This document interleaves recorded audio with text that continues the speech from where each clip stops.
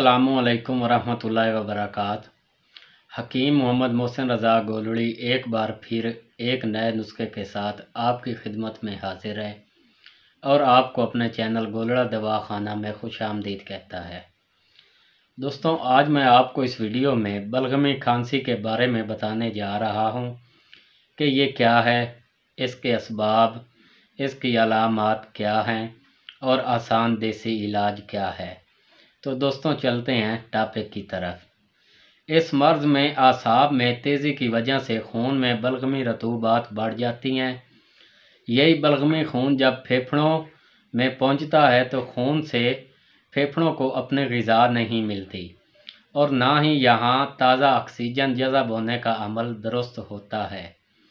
खून में इन फाजिल रतूबात के आने से जिस्म ठंडा, पखाना गैर मुनज़्ज़म और पेशाब मिकदार में ज़्यादा और सफ़ेद रंग का आता है और ये रद्दी रतूबात फेफड़ों पर बोझ बनती हैं जिसे वो उठा कर बाहर फेंकने की कोशिश करते हैं।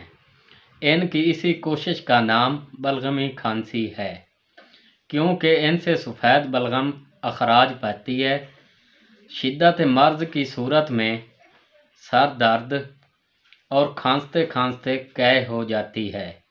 इसके असबाब में सर्द मौसम में ज़्यादा ठंडा दूध पीना, लेसदार ग़िज़ाओं का कसरत से इस्तेमाल करना, चावल खाने के बाद कोक, पेप्सी वगैरह का इस्तेमाल करना इसके असबाब हैं। तो दोस्तों, इस बलगमी खांसी के लिए आपसे एक नुस्खा शेयर करने जा रहा हूँ। नुस्खा शेयर करने से पहले आपसे एक रिक्वेस्ट है कि अगर आप मेरे चैनल पर नए आए हैं तो मेरे चैनल को सब्सक्राइब कर दें और साथ लगे बेल आइकन को प्रेस कर दें और ऑल के बटन पर क्लिक कर दें ताकि मेरी हर आने वाली नई वीडियो की अपडेट आपको मिलती रहे। तो दोस्तों, चलते हैं नुस्खा की तरफ। नुस्खा के अज्जा के नाम और वज़न नोट फरमा लें। सबसे पहले नंबर पे हमारे पास है तुखम प्याज। ये देखें, ये प्याज के बीज होते हैं।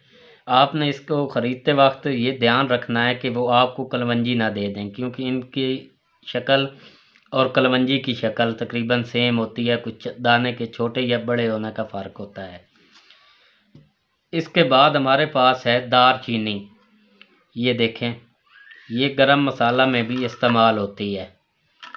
इसके बाद हमारे पास है काकड़ा सिंगी। ये देखें, ये बकरी के सींग की तरह ये खिलादार जड़ें होती हैं या गांठें होती हैं। ये देखें दोस्तों, इन तीनों चीज़ों का वज़न आपने ले लेना है बराबर, चाहे 50-50 ग्राम ले लें, चाहे 100-100 ग्राम ले लें। ये आपने लेकर सफ़ूफ बना लेना है। और इसके साथ उस्त खुदूस, ये देखें, ये मेरे पास है उस्त खुदूस, ये भी आपने ख़रीद लेनी है। ये आप 2 तोला ख़रीद लें। तो दोस्तों, आपने पहले जो तीनों चीज़ें बताई हैं, तुखम प्याज, काकड़ा सिंगी और दारचीनी, ये आपने 50-50 ग्राम ख़रीद कर इनका सफ़ूफ बना लेना है। सफ़ूफ बनाने के बाद 1 गिलास पानी, उसमें 1 चुटकी छोटी काली पत्ती की जो चाय की में इस्तेमाल होती है और साथ में 1 चुटकी ये उस्त खुदूस की 1 गिलास पानी में डालकर चूल्हे पर चढ़ा दें। ठीक है, जब 1 कप बच जाए तो इसे उतार लें। जो आपने सफ़ूफ बनाया है उसका 1 ग्राम सफ़ूफ सुबह और दोपहर और शाम खाना खाने के आधा घंटा बाद खाकर पानी से ऊपर से ये जो कहवा बनाया है आपने काली पत्ती वाला और उस्त खुदूस वाला, ये आपने ऊपर से गरम गरम पी लिया करना है। तो दोस्तों, इंशाल्लाह 1 या 2 दिन में ही इस मर्ज़ से आपको निजात मिल जाएगी। इसके साथ ही हकीम मोहम्मद मोहसिन रज़ा गोलड़ी को इजाज़त दीजिए। इंशाल्लाह बहुत जल्द मिलते हैं नई वीडियो के साथ। अल्लाह हाफ़िज़।